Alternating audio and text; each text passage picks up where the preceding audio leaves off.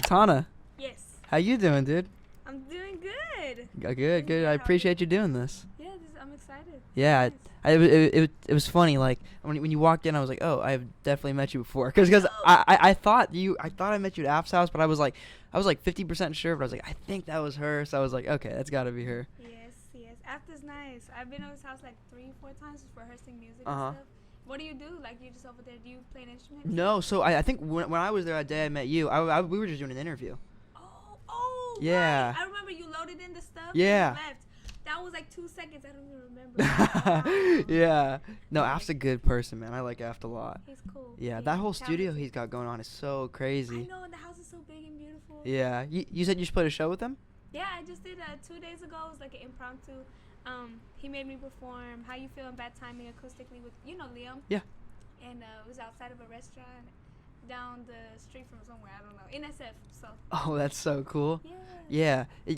You're somebody who I feel like I've never got to know or sat down with, but there's so many people I know that will bring your name up, like, yeah, Katana's fire. Like, I do that so much. yeah, I was at a Hyde Street one time with my friend Derek and then my friend B, and they were mixing one of your songs, and I was like, oh, I know who this is. Oh, yeah. Yeah, it's like a funny thing to put a name to a face. I know, I used to go to SF like every other day. Mhm. Even driving from San Jose, like literally every other day, coming out here just to work on music, connect, see my friends, and yeah, so I'm not hella surprised that happens, but it's ironic, like, now we're doing an interview face to face, actually really doing Literally. something, so. That's interesting because I would have assumed you were from the city. So do you do most of your work out here, or do you ever play shows or anything in San Jose, or do you record out here? Most of my shows are out here. Okay. Or Oakland.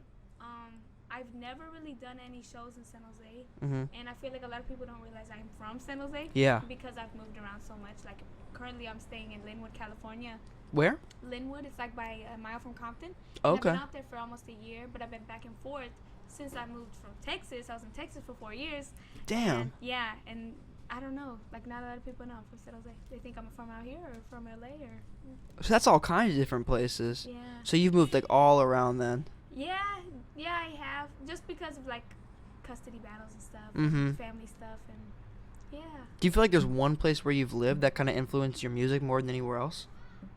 Damn, I don't know. I feel like Texas did have a big impact Uh-huh. because of how much I was surrounded by just country accents, I guess. And, every time I went into, like, an apartment building, because we moved, like, every 6 months. Every Yeah. apartment building was, like, just country music was playing, and I feel like I instinctively from like 13 to 17 picked up a weird like country twang. I think it's like evident, Yeah. So I feel like Texas did have a big impact.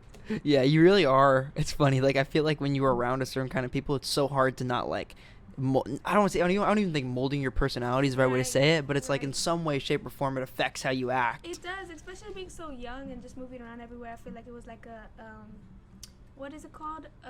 Survival of the fittest. Yeah. Thing, where you blend in wherever you're going, Oh, like totally. When you're in Texas, or when I was in Texas, it was like, okay, they talk like this, I'm going to talk like this. Yeah. Or, they dress like this, I'm going to dress like this. And just adapting to my environment everywhere. And that's Even exactly talking how it is, too. everywhere. I think that's a good way to put it, like a survival of the fittest thing, because it's like, when you think about it on like a weird, like, biological lens, it's like we want to be around people that we feel like we're safe around, and that happens, and that's a lot easier when you're around people that you have a similar personality as, or you act a certain way. So I think it's almost like a weird, like, human thing that we mold to the people we're around. Yeah, it is. So how long have you been in the Bay now?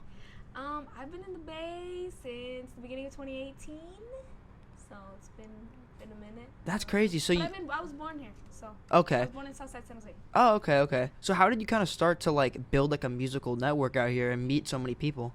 I don't know. I just kind of was out going to parties. Uh-huh. First, it started when I was just wilding out. I just wanted to drink everywhere. I had just moved and missed all my friends in Texas. Yeah. And I was trying to get to know people, and then I realized a lot of people out here do music. And the first party I went to was like in Daly City. I like put up in my little Mini Cooper that I got on Craigslist, and fucking met this fool that he said he managed artists, but he didn't. He just got me a lot of shows because he worked with California Live at the time. Oh, cool. Or like was an assistant, and that got me more into the music scene out here. Mm-hmm. I would just travel a lot. Like I took the Greyhound to LA a lot, and I would meet with just a bunch of different artists and producers, and I did this all myself. Like I was so young, going everywhere by myself, trying to make these connections happen, and I don't know how it happened, but now I'm here, and I feel very established as like an artist. I just turned 22 a week ago. I'm just like, damn, Oh, cool. Look at all this progress that I made on my own, just traveling by myself. So yeah, it just takes a lot of like networking, speaking to people, saying, oh, this person can introduce you to this person, you know, but very organically. It wasn't just like I'm still cool with everybody that helped put me into different positions. So That's really inspiring, because that's like, I mean, that's a hard thing to do, especially like when you're going out and you're talking to people that you don't know their intentions, you don't know if they're Right. good or bad people. It's like you're almost instilling a lot of trust in people, but it's like you have to find the ones that work for you. You know what I mean? yeah, no, it's been a difficult journey, I would say, especially being like a girl. It was very hard, like dodging certain people and characters, and like really realizing how dangerous it is Oh, yeah. traveling alone and like trying to network and stuff. I did learn a lot of lessons, and now I stay to myself, and it's just like me and my producer, my engineer, Samuel Ivy. I've been working with him since I was 18. Shout out Samuel Ivy. Shout out Samuel Ivy.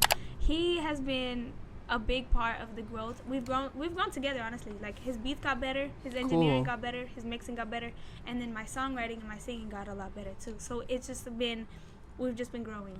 Do you feel like, you brought up like it's especially scary as a woman being in those places. Do you ever feel like just in the music industry in general, navigating it as a woman kind of puts you at like a, do you ever feel like people look at you in different ways, yeah. or people like question why you're in rooms or anything like that? And if so, how do you deal with that kind of I've had stuff? people trying to fuck me in the studio, and I That's was like, terrible. you have to draw a line. You have to be very professional.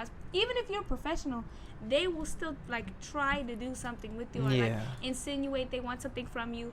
And I had to learn very quickly. I even started like dressing a lot different. Like when I go to the studio, I'm in sweats. But and that's a like baggy that's t-shirt what's so fucked up. It's like you shouldn't have to change how you dress, because like I know, but it is what it is, and I just kind of take it for what it is, and as I said, adapt to your environment constantly. So yeah, just learning literally. those things, yeah. I think one thing that I realized, like navigating through the music industry pretty quickly, was like I very quickly stopped trying to like force people who I didn't like click with or didn't connect with to like build a connection and be friends with them, because like I kind of learned that like if you don't click with somebody in the first 3 or 4 times you meet them, you're most likely not you guys aren't in the time in which you're supposed to be friends, you know. And I feel like forcing those connections makes it like that much harder to even in the future build that connection or build a friendship. So it's like I think as I've gotten deeper and deeper into this stuff and just building a music media company, it's like I find you have to find your people, you know. You have to find people who you really connect with, people you like, and those are the people you want to work with and build something with, you know. Exactly. No, I agree. And it's hard. You gotta like you gotta kind of like mold your surroundings to yourself, you know. You gotta like find people, and then like I don't know, it's a weird like way this industry works, but you just have to meet people in ways that are genuine and not like forced, but they're also like beneficial for both parties, but then it can turn into like more of a friendship too. Yeah, that's what it is with Samuel Ivy, to be honest. It was very much very organic. We started as friends, just trying to work and grow together, and the first day we were in the studio, we made a song in an hour. It was State of Mind. Oh, cool. We made it in an hour. He was just making the beat, and as he's making the beat, I'm just very shy because it was like our first time working together. Yeah. And I was just writing and singing, and done. Within like 15 minutes, it was written, and I was like, okay, can I lay down something? And he built it around that, and that was State of Mind. And that was the first one. Yeah. Oh, cool. And now you do all your stuff with him? Everything. Literally everything, yeah. Everything that I've had out. Partially some is produced by Proud by Infinite.